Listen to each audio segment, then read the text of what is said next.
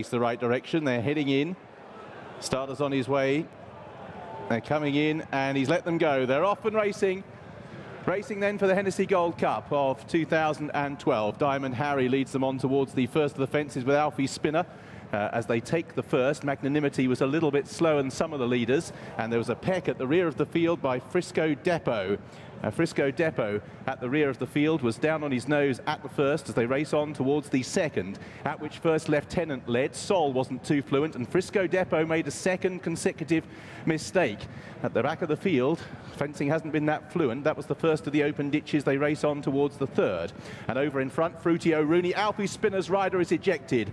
Alfie Spinner blundered badly, slightly impeded Carruthers, who's no further closer than midfield at the moment, and also Harry the Viking.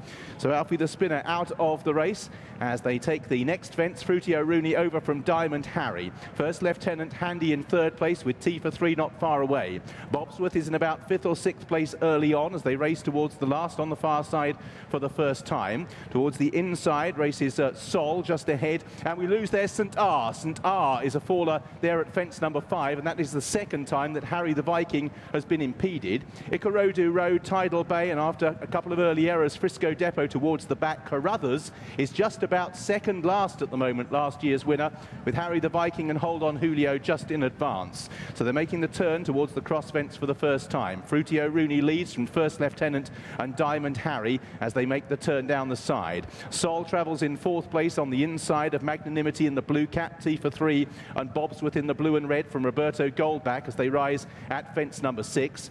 Leona Burney on the inside of Hold On Julio, the package in midfield with Duke of Luca wider out. Harry the Viking with Ikorodu Road, Tidal Bay still towards the back, and Carruthers is now last of all as they make the turn back towards home for the first time. Long way to go, and Fruity O'Rooney on the inside of First Lieutenant. These two continuing to dispute the running with Diamond Harry and Sol in 3rd and 4th.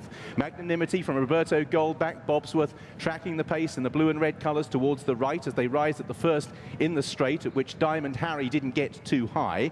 T for 3 continues to travel in midfield with the package. Roberto Goldback towards the inner with Leona Burney, then Harry the Viking. Frisco Depot beginning to warm to the task as Bobs Worth just left his back legs in that ditch, and as a result just lost a length or two. Tidal Bay still towards the back with Harry the Viking as the leaders Fruity O'Rooney and First Lieutenant did well to avoid being distracted by the loose horse over that obstacle. So racing down towards the halfway stage of the jumping stakes, and out in front Fruity O'Rooney and First Lieutenant are bowling along out in front with a lead of 4 lengths over Sol in 3rd.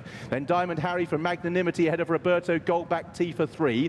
Bobs with the package and Duke of Luca come next ahead of Hold On Julio, Leona Burney. Towards the outside, Carruthers is being driven along to try and make some ground. Tidal Bay still held up as they race towards the water jump. Fruity O'Rooney taken wide with First Lieutenant, the loose horse nipping up the inside. Sol goes through in 3rd place. Behind these in 4th, Magnanimity in the blue cap, T for 3, pushed along on the outside of Diamond Harry. Roberto Goldback, the two-tone green, racing on the inside of Bobs Worth, who is in 8th place. The package comes 9th, just ahead of Leona Burney as they take the turn onto the final circuit. Hold On Julio next from Duke of Luca, the driven along Carruthers. Frisco Depot comes next from Harry the Viking, Tidal Bay and Ikorodu Road. So setting out on their final circuit. Fruity O'Rooney giving a bold sight out in front. Leads the Hennessy field towards the first down the back from First Lieutenant, who made a slight mistake. So did Magnanimity. And at the rear of the field, Diamond Harry was a faller when losing his position. So Diamond Harry is out as they race towards another open ditch with Fruity O'Rooney out in front,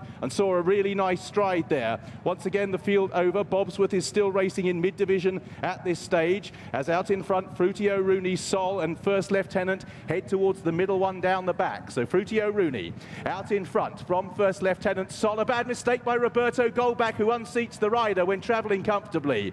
Roberto Goldback out of the race. Hold On Julio receiving some reminders as they race now towards the second last on the far side. Fruity O'Rooney and First Lieutenant, they're over from Sol, Magnanimity, T for 3. The package is making ground now for Tom Scudamore. Bobs Worth is still in about 7th or 8th place at this stage from Leona Burney. Then Duke of Luca, Tidal Bay trying to improve now the sheepskin noseband towards the outside under a typically patient ride with Ikorodu Road, and Carruthers, I'm afraid, is tailed off and looks impossible that he'll repeat his success of 12 months ago. So racing then towards the cross fence, 5 from home in the Hennessy. First First Lieutenant's been in the firing line throughout, leads Fruity O'Rooney. Sol in third, Bobs Worth making good ground into fourth place with T for 3. Tidal Bay making ground round the outside of the package. Then Harry the Viking. Magnanimity struggling to hold his position. Then Leona Burney, hold on Julio. Frisco Depot still well back with Duke of Luca and Carruthers last of all. At the cross fence, 5 from home. First Lieutenant out in front from Fruity O'Rooney and Sol.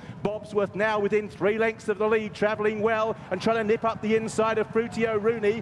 T for 3 comes next. Magnanimity trying to rally. Then the package, Old Tidal Bay, being cajoled into contention with Harry the Viking and hold on Julio. There are 4 fences left to take in the Hennessy, and out in front, First Lieutenant, pursued by Bobs Worth. The 2 novices who fought out the finish of the RSA Chase are first and second over 4 from home in the Hennessy. First Lieutenant trying to redress the balance from that day at Cheltenham with Bobs Worth. All the time, Tidal Bay coming there in the noseband. Then Fruity O'Rooney. First Lieutenant skies the last ditch. Leads, however, from Bobs Worth. Fruity O'Rooney, T for 3, Tidal Bay, and the package down towards the second last. On the right, First Lieutenant. Bobs Worth now moves alongside, and these two still have 3 lengths in hand. Down towards the final fence in the Hennessy, and Bobs Worth red cap in the centre. Getting to First Lieutenant, Tidal Bay trying to be persuaded, representing the old guard as the young gun Bobs Worth is in front of the last. From First Lieutenant,